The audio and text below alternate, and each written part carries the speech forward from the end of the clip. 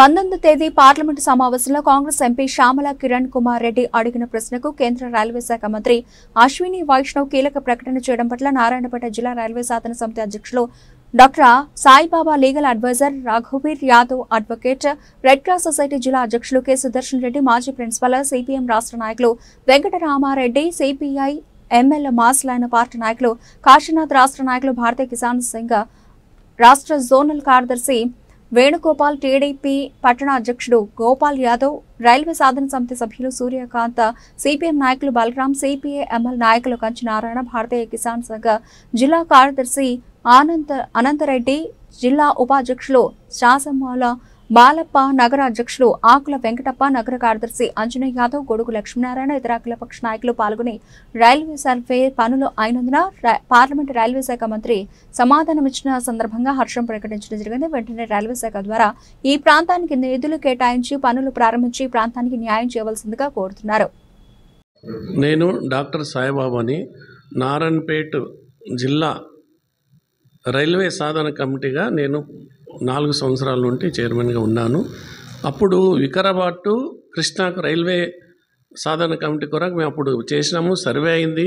మళ్ళీ అది చేంజ్ చేసి ఇప్పుడు కొడంగల్ ఇక్కడికి వెళ్ళి అంటున్నారు.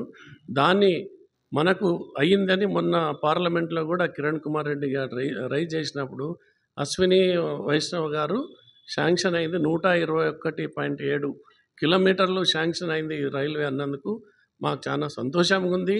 దాన్ని ఎంబడే బడ్జెట్ చేసి దాన్ని తొందరగా మన జిల్లాకు సాయం చేయాలని కోరుతూ, అట్లే డికే అరుణ గారికి మన ఎంపీ వాళ్ళకు కూడా మేము రిప్రజెంటేటివ్ ఇస్తాము. వాళ్ళు కూడా మాకు సహకరించి మాకు తొందరగా రైల్వే వర్క్ కావాలని కోరుకుంటాం.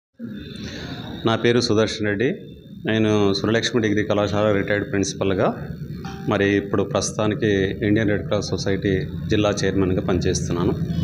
ఈ రైల్వేకి సంబంధించినటువంటి విషయంలో నారాయణపేట వాసనమైనటువంటి మేమందరం అఖిలపక్షంగా గత 30 సంవత్సరాల నుంచి రైల్వే లైన్ అనేటటువంటిది నారాయణపేటకు మీదుగా పోవాలి అనేటటువంటి దానిపైన ఎన్నో రకాలైనటువంటి రిప్రజెంటేషన్స్ ఇవ్వడం జరిగింది. మరి వాటి ఫలితమా ఏమిటనే గతంలో ఒక పర్యాయం చేసినారు. మళ్ళీ దాన్ని మార్చి మళ్ళీ కొత్తగా కూడా సర్వే అనేటటువంటి చేయడం అనేటటువంటి జరిగింది. నాకు తెలిసినంత వరకు ఆ సర్వే అనేటటువంటిది అలైన్మెంట్ లోపల సిమెంట్ ఫ్యాక్టరీస్ అన్నిటినీ కలుపుతూ ఆ విధంగా చేసినట్లుగా తెలిసింది. కాబట్టి ఇప్పుడు మరి ఒక ఎంపీ గారు వేసినటువంటి ప్రశ్నకు సమాధానంగా రైల్వే మంత్రి గారు ఇచ్చినటువంటి సమాధానం మన అందరికీ కూడా ఒక సంతోషాన్ని కలిగించేటటువంటి విషయం. ఈరోజు దానిపైనే ఇక్కడ ఉండేటటువంటి వాళ్ళమంతా కూడా ఇన్ని రోజులు ప్రయత్నం చేసినటువంటి దానికి ఒక మెట్టు అనేటటువంటిది ఎక్కినామేమో అనేటటువంటి భావన కలిగింది. మరి దానికోసం అని చెప్పి రూపకల్పన అనేటటువంటిది ఏ విధంగా ఉంటుంది, మరి కేవలం సర్వే అనేటటువంటిది 121 కిలోమీటర్లు పూర్తి అయింది అనేటటువంటి విషయం మాత్రమే తెలిసింది.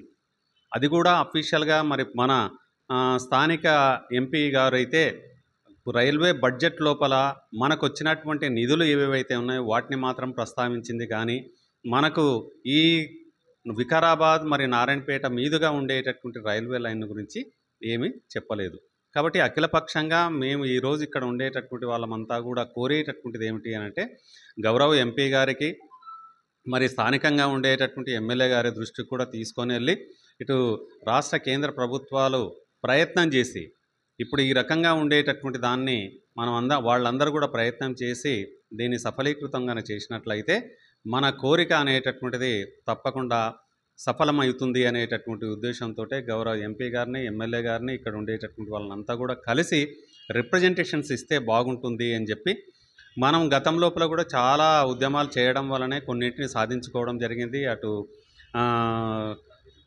కృష్ణా కొడంగల్ రైల్వే అంటే నారాయణపేట కొడంగల్లో ఎత్తిపోతల పథకం అయితేనేమిటి, దాని తర్వాత మనకు జిల్లా సాధన సమితి అయితే జిల్లాను సాధించుకోవడం లోపల అయితే ఏంటి, ప్రాజెక్టుల కోసం అని చెప్పి ప్రయత్నం చేసినటువంటి దాని లోపల ఎన్నో ప్రాజెక్టులను కూడా సాధించుకున్నాం.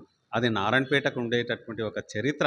కాబట్టి అఖిలపక్షంగా ఏర్పడి ఈరోజు మేమంతా కూడా కోరేటటువంటిది ఏమిటి అని అంటే, గౌరవ పార్లమెంటు సభ్యులు అరుణమ్మ గారిని కలిసి ఒక రిప్రజెంటేషన్ ఇచ్చి మరి కేంద్ర ప్రభుత్వం ఏదైతే అనౌన్స్ చేసిందో రైల్వే శాఖ మంత్రి గారికి మా అందరి తరఫున హృదయపూర్వకమైనటువంటి కృతజ్ఞతలు తెలియజేయాలి అనేటటువంటి ఉద్దేశంతో ఇప్పుడు కూర్చోవడం అనేటటువంటి జరిగింది. కాబట్టి థ్యాంక్ యూ.